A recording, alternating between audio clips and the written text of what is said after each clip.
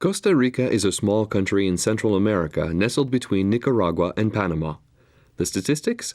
Population 3,700,000 and 51,000 square kilometers. Tucked away with several intersecting mountain ranges, it is often referred to as the Switzerland of Latin America. Man has lived under the Costa Rican sun for the last 10,000 years.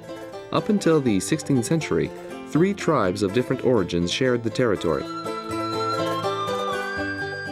In 1502, Christopher Columbus and his conquistadors were forced ashore to seek refuge from a storm, discovering the country and claiming it as a Spanish colony. 1838, independence. In addition to years of fighting the conquistadors, the internal turmoil led to a civil war before Costa Rica could finally become a true democracy.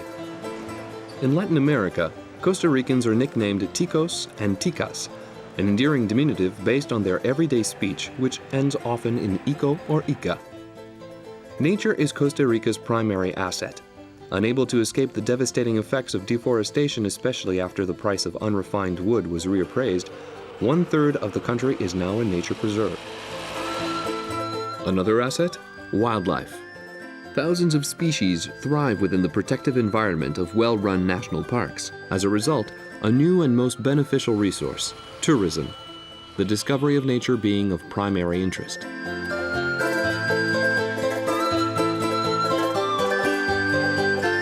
Los Brillanticos te invita!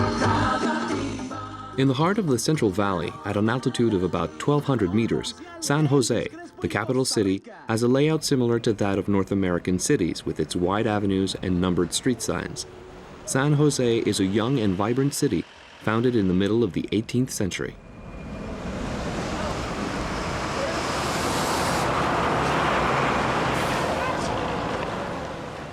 The undefined style of the circular gazebo in the Central Park is quite a contrast to the nearby cathedral built at the end of the 19th century. At some point during the day, the majority of San Jose's 300,000 citizens will stroll along Central Avenue, which leads to the true historical center of the city and the Plaza de la Cultura.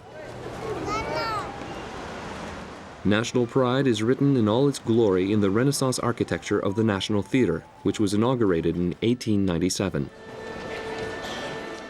The elaborate gilt and marble decor accompany a famous fresco of a picturesque scene depicting the coffee trade.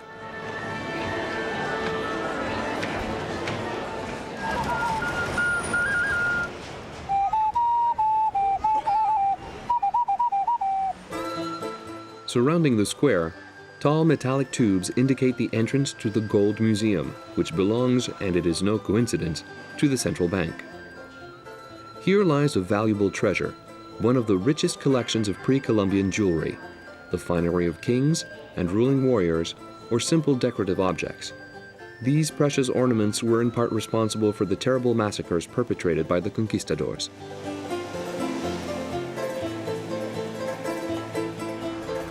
All that shines is not gold. This unusual metal building made with materials imported from France now houses a school and overlooks the bandstand in the historic Morazan Park.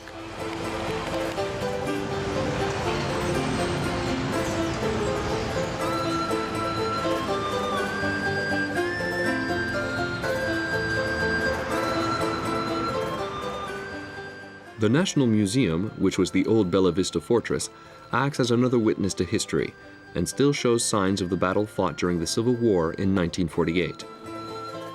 In the garden, these giant stone spheres, some weighing more than 15 tons and discovered in the Osa Peninsula, are an enigma from pre-Columbian times. Their origin still remains a mystery.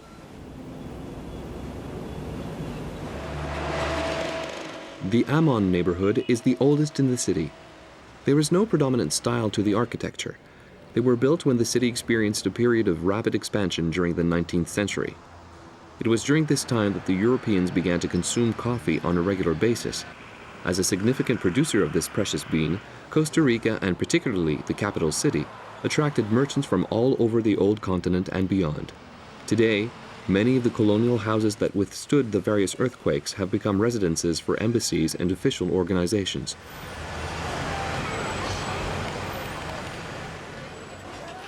The San Jose Central Market has the best choice in all Costa Rica. Its narrow aisles exhibit an ample display of products from the four corners of the country, including a wide variety of medicinal plants.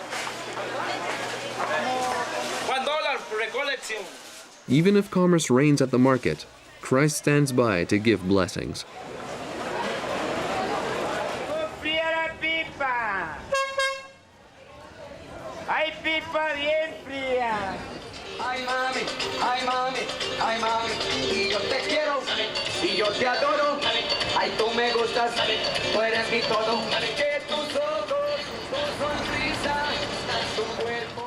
The streets of San Jose are lively all day. When evening comes, entertainment continues in the bars and hotel casinos. The Josefinos, the people of San Jose, come to play cards hoping to leave with a pocket full of colones, the local currency.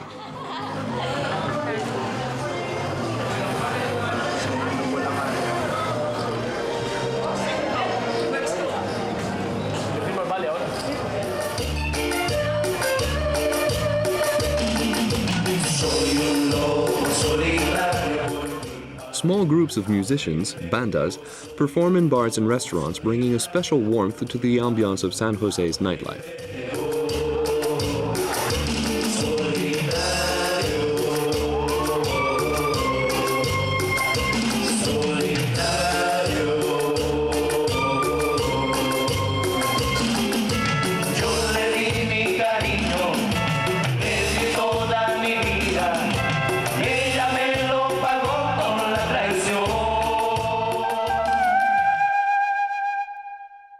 Away from the capital, we cross a region of fertile valleys, the Central Valley, the economic heart of Costa Rica. 60% of the population benefit from the wealth of this area that runs 60 kilometers in length by 20 in width. Cradling the country, the valley welcomed the conquistadors who established Cartago as its first capital city. During the 19th century, San Jose replaced it as the nation's capital. However, Cartago did keep its place as the religious center of the country. The heart of the city provides evidence of this with its numerous churches. The Byzantine-style basilica Nuestra Señora de los Ángeles is of special interest. This beautifully crafted wooden structure harbors La Negrita, Our Lady of the Angels. Legend has it she was discovered at this location by a young woman who took her to her village church. Mysteriously, La Negrita returned to where she had been originally found. Several miracle healings have been credited to her, inspiring important pilgrimages.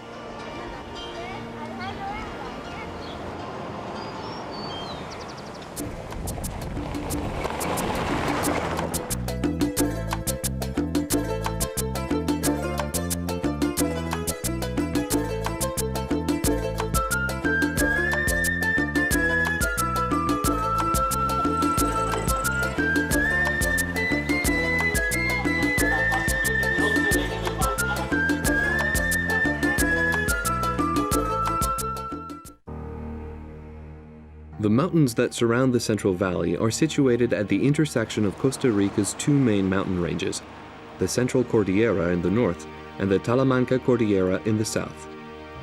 The strange atmosphere, emphasized by the mist that sometimes envelops the mountains, is partly due to their volcanic beginnings. Monte Irasu is one of the most spectacular volcanoes in the country. It is 3,432 meters high, and its Amarindian-based name signifies shaking and thundering mountain. Accurately named, since the calm green sulfurous waters filling the crater are deceiving. On March 19, 1963, the eruption was so violent that Cartago and even San Jose, 30 kilometers away, were covered by a thick coat of ashes. The volcano was so active during the following 2 years, inhabitants of both cities had to use umbrellas to protect themselves from the ashes on windy days.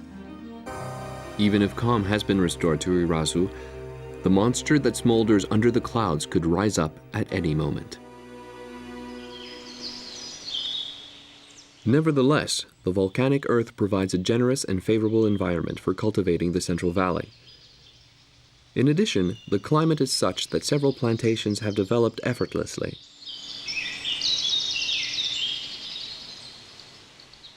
In the Turrialba region, crops such as the macadamia nut are found in abundance. Originally from Australia, it is often referred to as the nut of Queensland.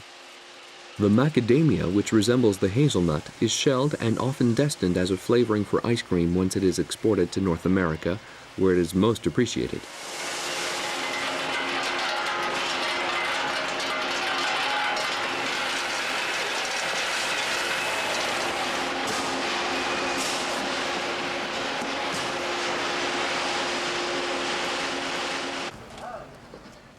In the modest Turrialba market, we can find a wide variety of agricultural products from the region. Fruits and vegetables from the Central Valley are considered the best in the country.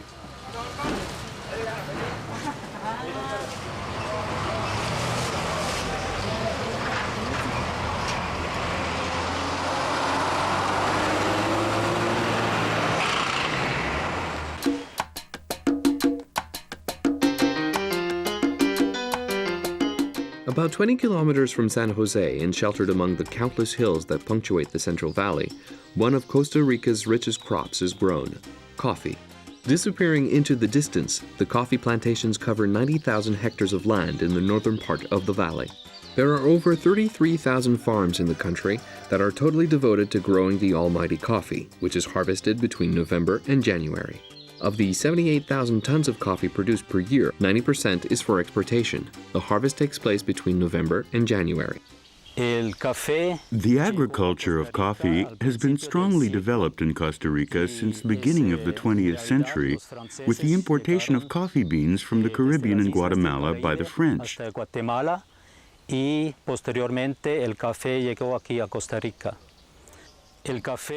Coffee is the second most important export of the country and competes for first place with the banana.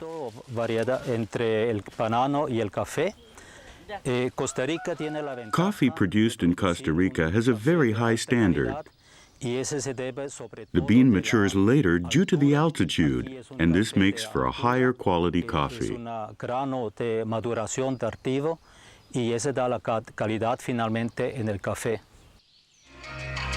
Atención cotorruceños, señor productor de café, los beneficios del país han acordado no recibir café verde. No arriesguen sus entregas de café, pues pueden ser rechazadas en el recibidero.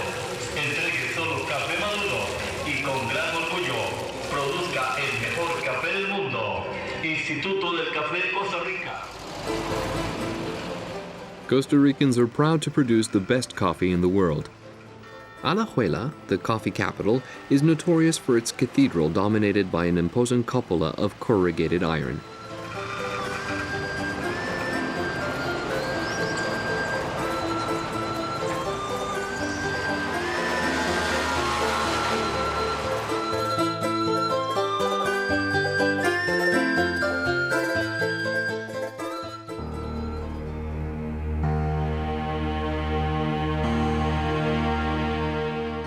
The national park surrounding the Paus volcano is just north of Alajuela. Reaching a height of 2,700 meters, it is the most accessible of the Costa Rican volcanoes and is made up of two craters.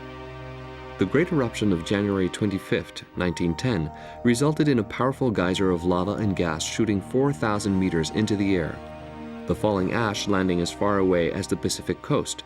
Since then, Paus has been intermittently active, and the park is closed on a regular basis in case this monster should suddenly come back to life. East of San Jose, we enter the area of the country known as the Rainforest. Today, the forest covers 25% of the country. Established in 1978, the Brouwers National Park, named after a former president of the Republic, protects 46,000 hectares rising in tiers up to 2,800 meters over rolling mountains. Scientists have registered 5 different ecological zones where more than 6,000 species of plant life can be found. The exuberant vegetation extending from the humid tropical forest at the lower altitudes all the way to the rainforest in the higher altitudes is caused by an abundant precipitation that may reach 4.5 meters per year. The vast woodlands of the Brouwers Park are primarily virgin and are difficult to reach. The best way to really see firsthand the rich flora is to take a chairlift. This is the way for getting to the heart of nature, allowing you to glide through the treetops and be bewitched by the power of adventure with nature at its most pristine state.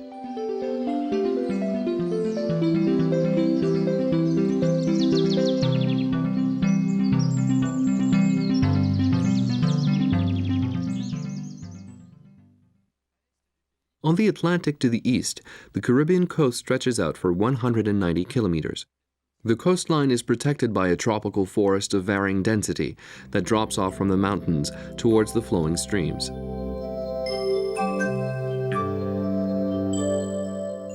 The numerous rivers that flow through the whole of Costa Rica seem to come together in one of the most humid zones of Central America, Tortuguero National Park.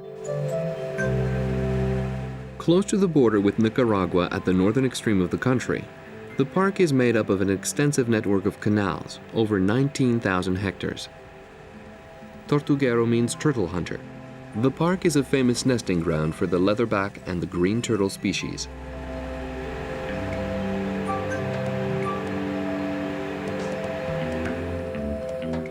In this wildlife preserve, where hunting and fishing are strictly prohibited, housing is rare. One village and a few hamlets provide homes for the inhabitants of the park who make their living essentially from tourism. Actually, in the last 15 years, some lodgings have been built in the middle of this humid tropical forest, and the natives now offer their services as guides and forest rangers. During the early morning hours, while the mist hovers over the entire park, is when one really discovers how truly lush Tortuguero is. The rivers literally disappear under the invading foliage, which camouflages a unique species of flora, the guaria, now one of the country's national emblems. And when the incredible fauna of the park wakes up, giant grasshoppers and other insects can be counted by the millions. More than 30,000 green turtles frolic in the marshlands.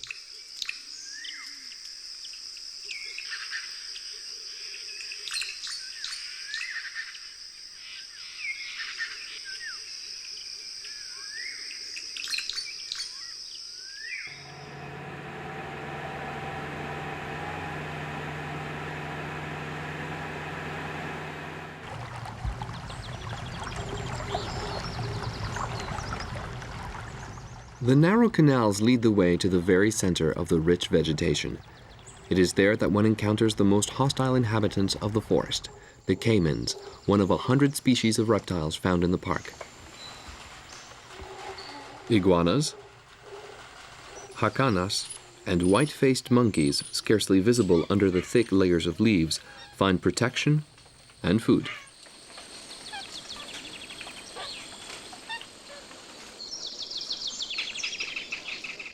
Kingfishers, tiger herons, as well as 300 other species of birds have been registered at Tortuguero. The butterflies, with their infinite diversity, are even more numerous and continue to attract researchers from all over the world. 15,000 different varieties have been catalogued, and many have still to be identified.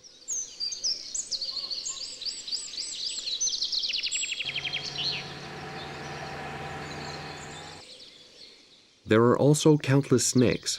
Some are harmless, but occasionally beauty equals danger. Peaceful buffalo toads and leopard frogs are commonly known. The one to watch out for is the tiny 2.5 centimeter vermilion-colored dart frog.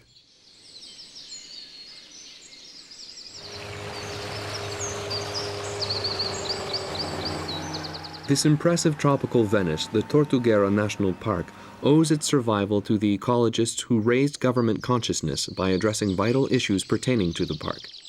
The decision to make this park a wildlife preserve in 1975 was received with great displeasure by the banana promoters and producers.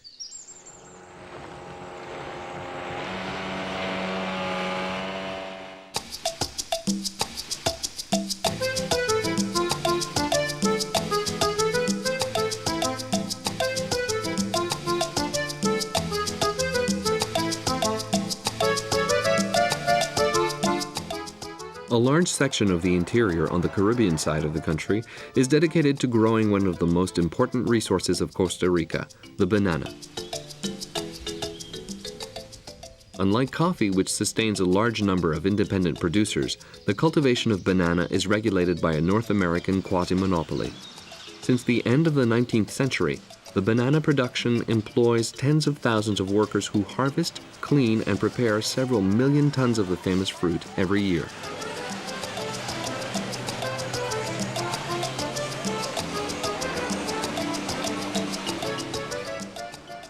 Even with the help of mechanization, being employed at a banana plantation is hard work, and one looks forward to a well-deserved break.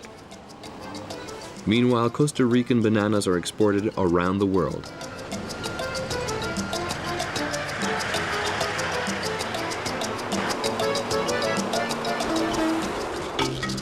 Puerto Limon is the largest port in the country and a departure point for coffee and banana exportation. This industry set the stage for development of a city that, while keeping its Spanish traditions, has been transformed by the arrival of a foreign workforce. The first wave of immigration was principally African American and Jamaican, and they now make up 25% of the population in the region.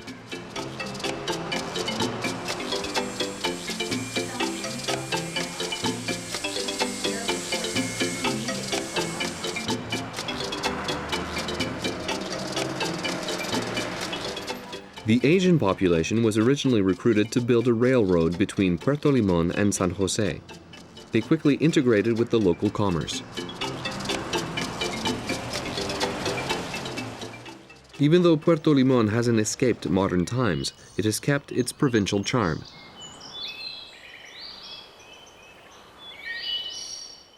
It is known for the municipal park Vargas, where one can find a great variety of trees like the ceiba, the god tree of Central America. The beautiful foliage provides just enough shade for a quick nap. Trees are an integral part of the port town's history. Limon, the lemon tree, is indicated in the second part of its name and was the only one found in the area. Its leaves served to make an infusion that helped alleviate the symptoms of yellow fever during an epidemic, saving much of the population from certain death.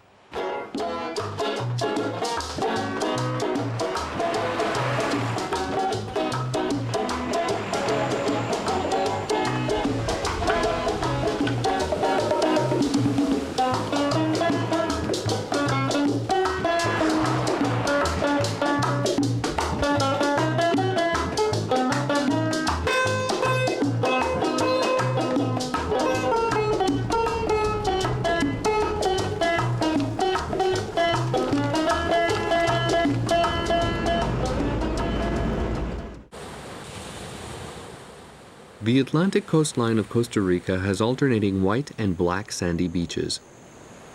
In 1502, on his fourth voyage to the Americas, Christopher Columbus landed on these shores. He and his crew were well received by the native people, and the conquistadors marveled at the beauty of the region and were impressed by the local chief's dazzling array of ornamental golden jewelry. It was here that Columbus chose to baptize the region Rich Coast, or Costa Rica.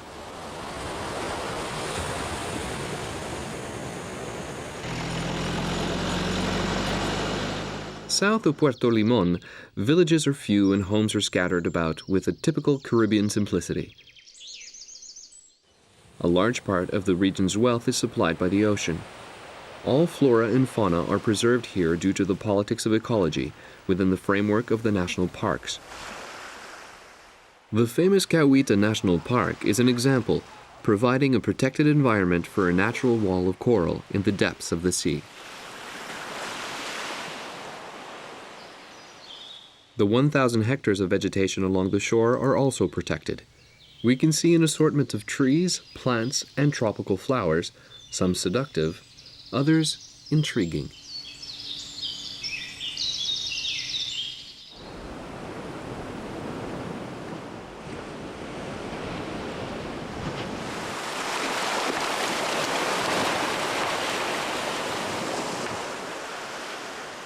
The peaceful village of Cahuita was founded in 1828 by William Smith, a Caribbean native who arrived by way of Panama on a hunt for turtles. He was so captivated by this welcoming little nook that he relocated his family and settled here. Since then, his descendants have become a part of a racially mixed population, as is the case for the rest of the Atlantic region. However, it seems that the influence of the Caribbean has forever marked the area, despite the contribution from other cultures. The fusion becomes clear at night when the music and the party begins.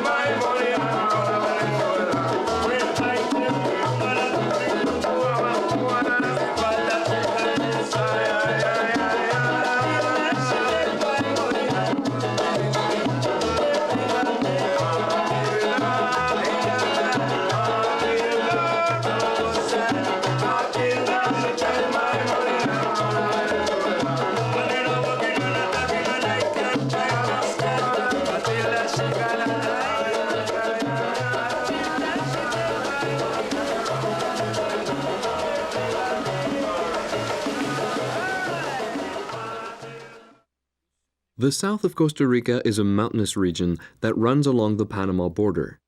This is the traditional land of the Amarindians. Not far from the Atlantic coast, the village of Bri marks the entrance to the most important of the 22 Indian reservations in Costa Rica, Talamanca. The Amarindians, who make up only 1% of the Costa Rican population, settled in this area of Central America more than 10,000 years ago. Even though most of them have adopted the lifestyle of their fellow citizens, they are proudly protective of their territory, one of the most beautiful in the whole country.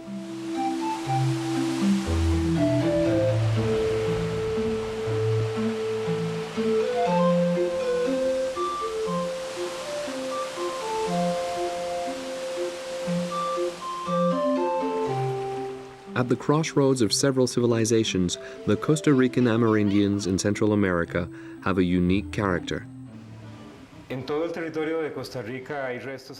There is an Amarindian population of about 400,000 individuals spread around the territories of Costa Rica. The majority live in the south of the country, in a zone between the Atlantic and Pacific coasts near the Talamanca mountain ranges. They all have the same linguistic base, the Macro-Chicha, the name given to the indigenous groups inhabiting the Atlantic coast of Central America and Colombia.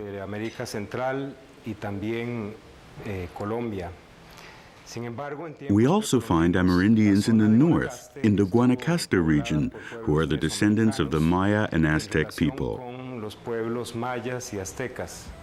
The origin of those in the south can be traced to tribes in Panama, Colombia, and Venezuela. The Amerindians in Costa Rica lived an unusual experience during colonial times. Destroyed by disease, they were the only native people on the continent who vehemently resisted slavery. This cultural exception could explain the Costa Ricans' determination to live in democracy.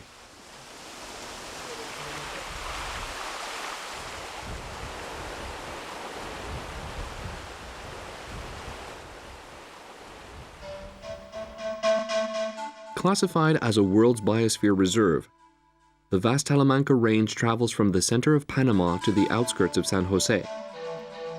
Two enormous national parks, Chiripo and Amistad, Friendship, protect a vast area that makes up 12% of Costa Rica's land. The Cerro de la Muerte, Mountain of Death, stands 3,400 meters in height.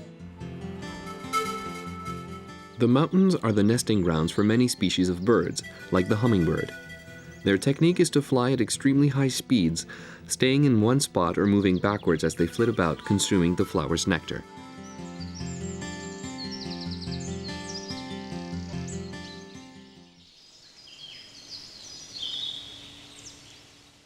Another even rarer phenomenon hidden in the forest, attracting passionate interest from the four corners of the planet.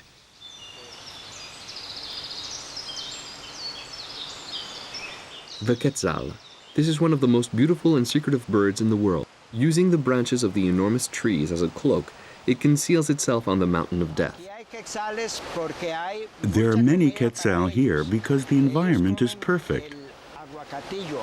This is a primary forest that provides the quetzal with its essential diet, abacaros, and it would die if it were to be taken away from here.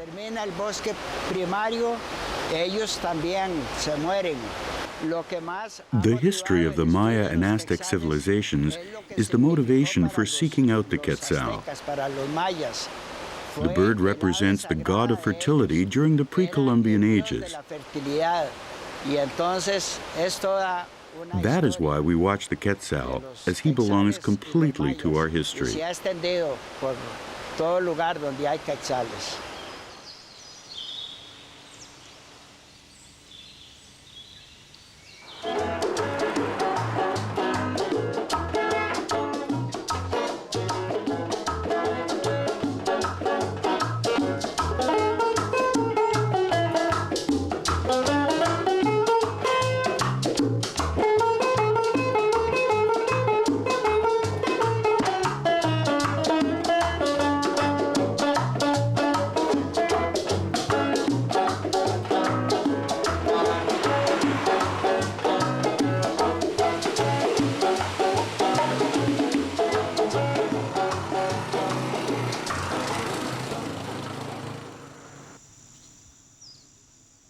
The government, who recognized the need to cultivate the fertile land, invited the Italians, encouraging them to come and work the land.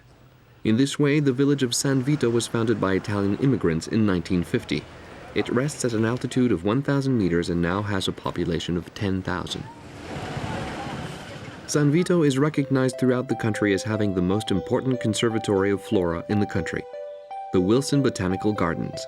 Established in 1963, it was set up for the study and preservation of more than 1,000 vegetable species. Aquí alrededor del jardín y dentro del jardín. The layout of the garden is simple. The gardens cover an area of 265 hectares, and 10 hectares of this is to research numerous plants and flowers.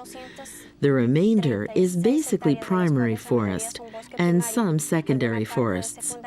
There is another small section that is in a reforestation phase for observation of the early development of various species. We work with several researchers who study plants indigenous to Central America, as well as the evolution of plants from all over the world.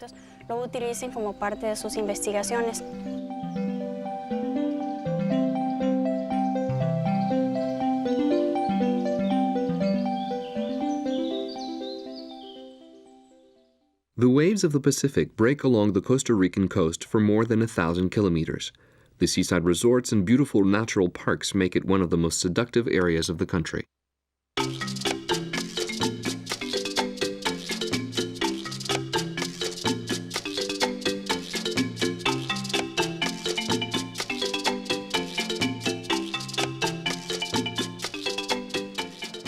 At the base of a small gulf, Vito, the seaside port, flourished during the 1940s as a result of banana exportation. Today, the town benefits from its status as a duty-free zone. The traditional houses reflect the vitality of its colorful past.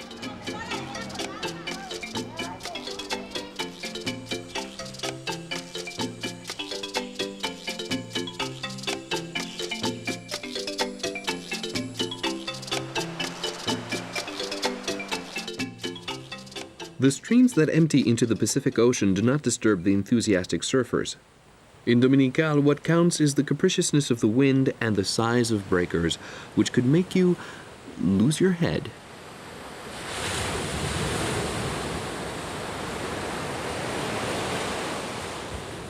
Surfers come from all over the world to defy the laws of gravity and to challenge the power of the waves. A complete body massage, a long siesta beside the pool, and you're refreshed and ready for something new.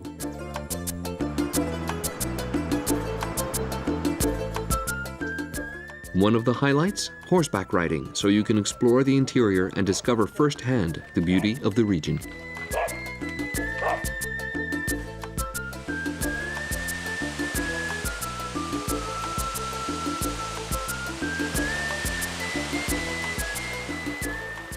Water, essential to the Costa Rican way of life, provides an exceptional environment for the flora and fauna.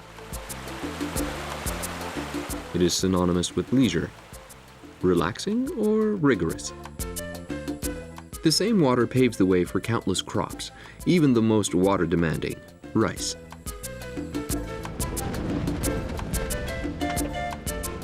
Last but not least, it dictates the conditions of the roads, which during the rainy seasons of November and May might cause an unexpected delay.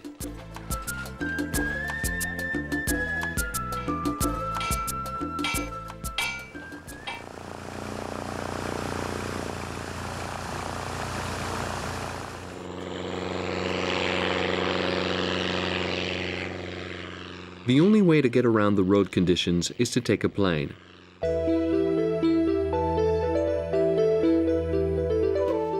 The widespread fields of palm oil trees next to dense woodlands act as a backdrop for a long winding coast with miles and miles of white sandy beaches. Following the shore towards the north, we arrive at one of the most popular seaside resorts in Costa Rica, Quepos. Once a banana port, today Quepos thrives on fishing and is known to tourists as the gateway to the Manuel Antonio National Park. The outline of the park is etched with superb beaches and contains a very dense primary forest. It is not only the quality of the beaches that makes the park so popular, but that one rubs shoulders with prehistoric animals like the iguana. Of a rather social nature, they enjoy basking in the sun and even taking a dip in the sea. There are more than 700 species in the world that belong to the iguana family. They are herbivores and polygamous. Each male lives with 4 females in a well-defined territory. Although sometimes he has to share his territory with a certain familiar two-legged species.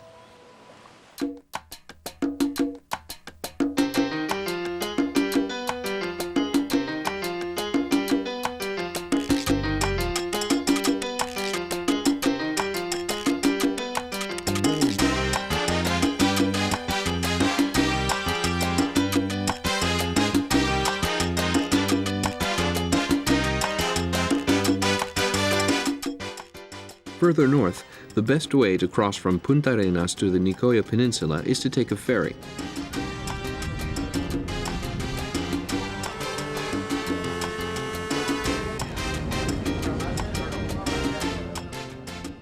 The Pacific coast that borders 200 kilometers of the peninsula and the northern part of the country all the way to the border with Nicaragua is an endless chain of beaches with idiosyncratic names such as Flamingo Beach, Sugar Beach, and Coconut Beach. The most renowned being Tamarindo Beach. Besides sailing, the beach is a famous haven for surfers in search of adventure.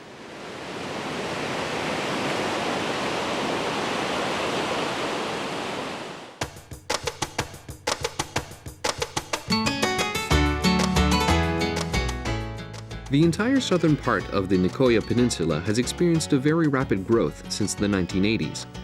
Investors have been building villas and homes by the hundreds, integrating them into the majestic surroundings.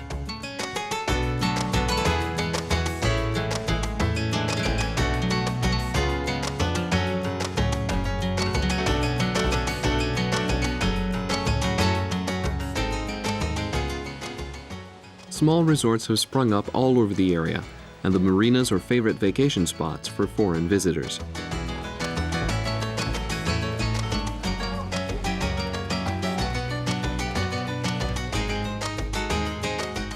Tourism has rapidly become a major source of revenue for Costa Rica, and the country is equipped with the necessary infrastructures to develop the industry.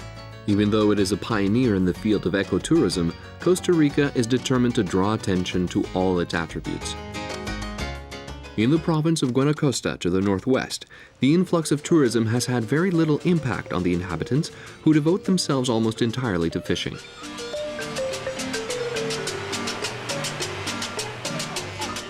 The indigenous origins of a large majority of the population have turned Guanacaste into one of the pillars in the fight for democracy in Costa Rica. Despite their isolation from the political center in San Jose, the people of this province bravely resisted William Walker's troops during the mid-1850s. The great dream of this American adventurer was to conquer and rule Central America. 100 years later, they opposed Somoza, the dictator of their Nicaraguan neighbor, and his desire for conquest. Today, the key word in Guanacaste is peace, adapting to the tourist invasion while holding on to their tradition, their culture, and the rhythm of the Southern African instrument, the marimba.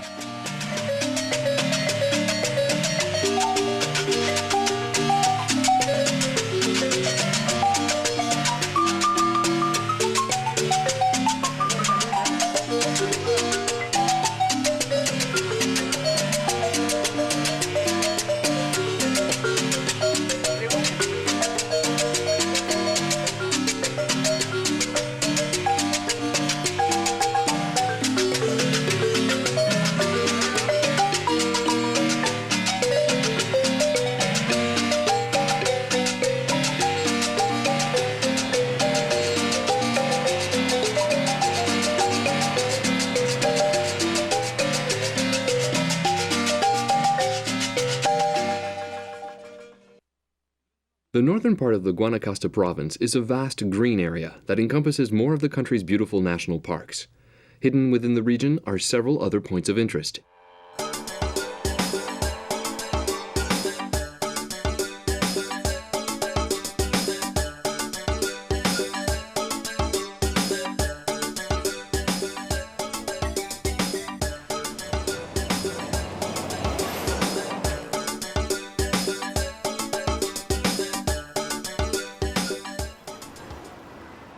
Liberia, referred to as the White City, has 40,000 inhabitants and is built around a park at the city center. It has been the capital city of the province since its beginning 2 centuries ago. Liberia is one of the few townships in Costa Rica that has protected its pretty colonial houses by restoring them regularly with great care.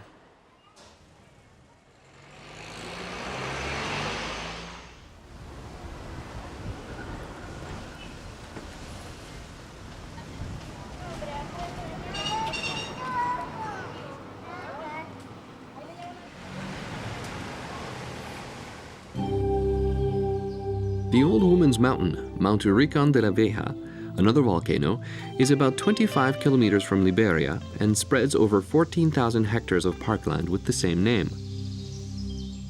Extremely well kept, the park is home to numerous mammals like the coati, a sort of raccoon, as well as several hundred species of butterfly.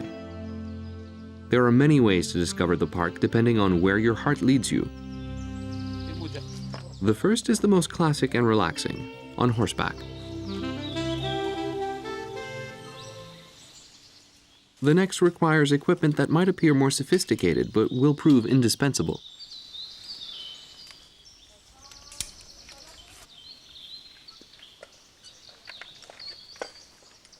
One must cross several hundred meters of the park to get to the center of the action, Canopy Tour.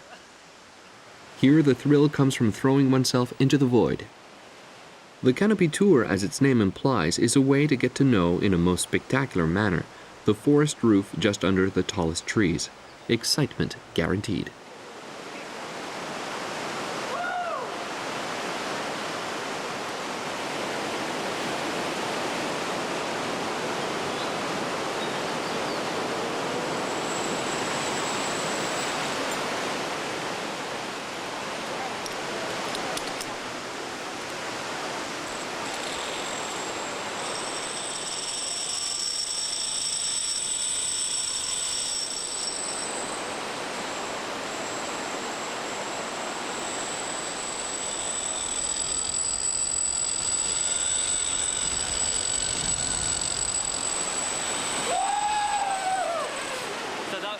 It's very fast.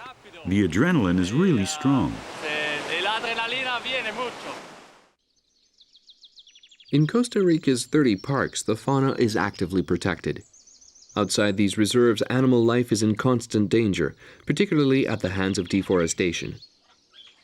A number of refuges have been set up not far from the forest for the protection of the animal kingdom. Most of them are open to visitors. The most recognized is that of Mrs. Hagnauer, which has been operating since 1950. Today, this retired agronomist raises wildcats, wild felines like the puma, also known as cougars, the playful ocelots, and jaguars.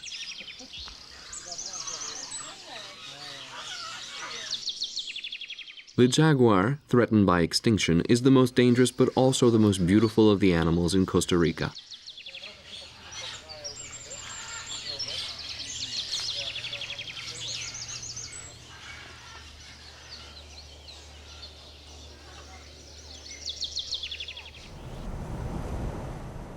Arenal Lake, 30 kilometers long and 5 kilometers wide, is one of the jewels of Costa Rican geography. Winds of up to 80 kilometers per hour sweep across the lake from December to March, blowing on the gigantic windmills that supply the nearby villages with electricity.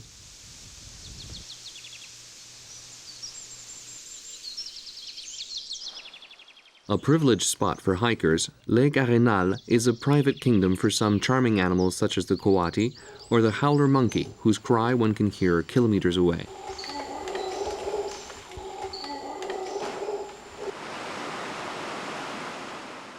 The multitude of streams that pour into Lake Arenal are excellent for whitewater rafting.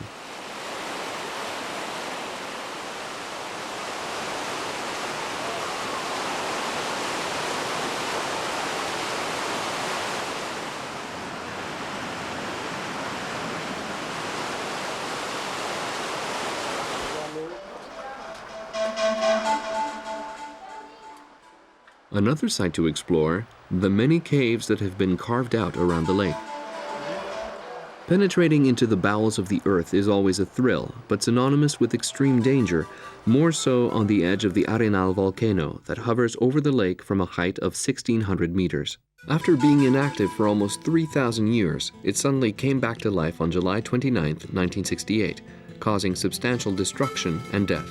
Since then, at night, the volcano provides a spectacular show of glowing lava that is at the same time fascinating and disturbing.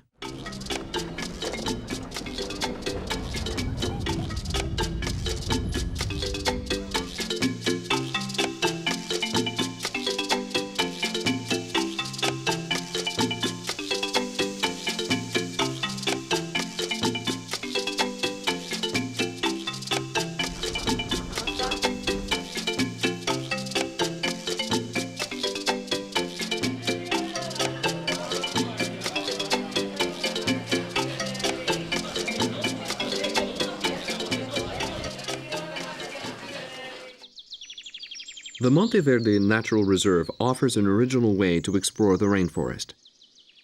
The Skywalk, Walk Through Heaven, is a walk along a series of suspension bridges that hang high above a multitude of trees and plant species. The paths that link the different bridges wind their way through an unbelievable labyrinth between fern trees, thick hanging vines, and the thick, rich green foliage.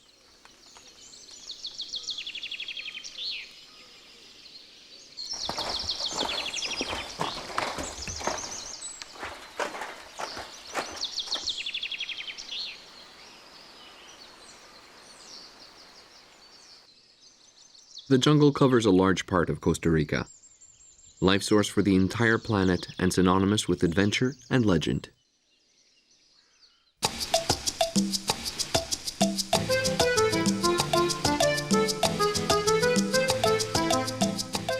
The foothills of the Talaran Range lead us back into the vast plains of the Central Valley, with several villages to the north of San Jose. They are Zapote, Naranjo, and Grecia. The Sarchi Church is the most astonishing found in this area. The brightly colored frescoes are a reminder that Sarchi is recognized for its beautifully decorated carretas, or coffee carts. The wooden carts almost disappeared with the arrival of tractors in the 1950s. During that time, certain craftsmen began to systematically paint them until they evolved into little works of art. We have carried on with this tradition for the last 100 years. In fact, this art is based on a combination of indigenous art and art brought over by the first Spanish settlers. In Costa Rica, for many years, these carts were the only means of transporting coffee. One day, the peasants decided to paint them, simply to make them look beautiful. Beauty and simplicity, two words that accurately describe Costa Rica. And one might add a third, purity. Here, respect for nature in its untamed state sets a precedent. Even if it is sensitive to the call of progress, Costa Rica evolves following its own tune, natural and harmonious.